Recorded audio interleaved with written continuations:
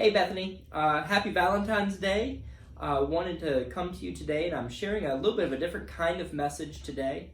Recently I was in part of my clergy group, and at our clergy group we started sharing stories of how we met our spouses. And a part of living in a Christian community is living with one another and sharing experiences with one another.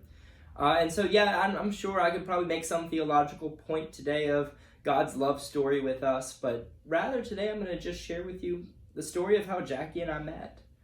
So Jackie and I actually met right before kindergarten. Her brother and my brother were in the same Cub Scout unit together, and her parents were Cub Scout leaders, and so whenever they went to go do their leadership, her brother, with my brother, she would come over to my house, and we would play together. And it just so happened the very next year we were in kindergarten together, and we got to play together. Actually, one of the fun things that we played was we played house. I was the husband, she was the wife, and one of her friends was our child. And so we were playing house even as young kids. Actually, I want to show you a quick picture. This is actually a picture from Valentine's Day of when Jackie and I were in kindergarten together.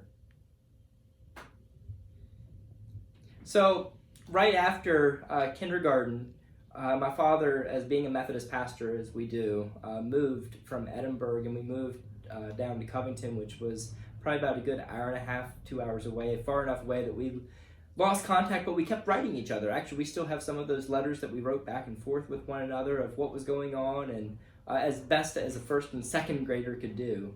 But we continued to keep contact with each other, and then yet again we moved once more, and sadly during that move we kind of lost contact for a few years. Until it was about, I was in 5th or 6th grade, and my mom was going back to visit a family friend who lived right up the road from Jackie's parents and her farm.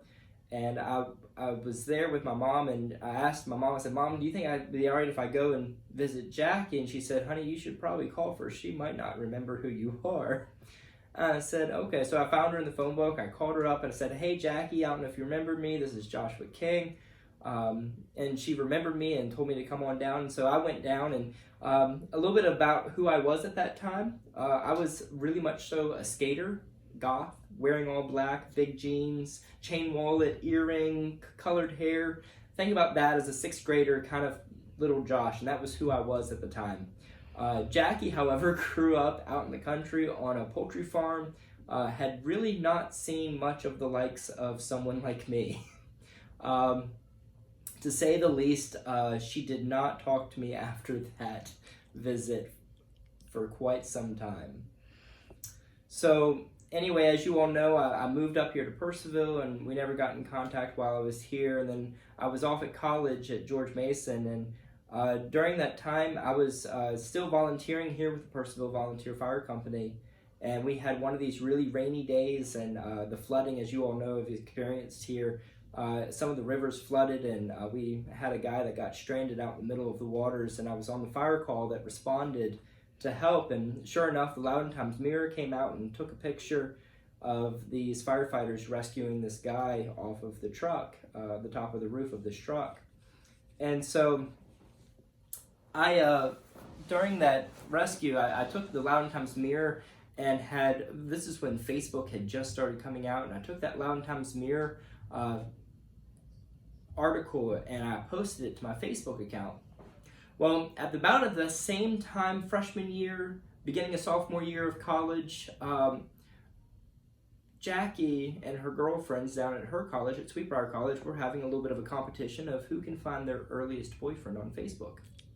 And so she got on Facebook and she began researching, and she looked up Joshua King. And at the time, now there's thousands and thousands. She would never have found me, but at the time, because Facebook had just come out, there was only about 300 of us on Facebook. And so she began just kind of scrolling through, and she found this one where this firefighter was doing this water rescue. And she clicked on it and she says, that could be the Joshua King that I knew. And so one day I get onto my messenger, and there's a message left for me from Jackie, and it says, "Hey, I don't think you'll remember me if this is actually the Joshua King, but this is Jackie Tusing.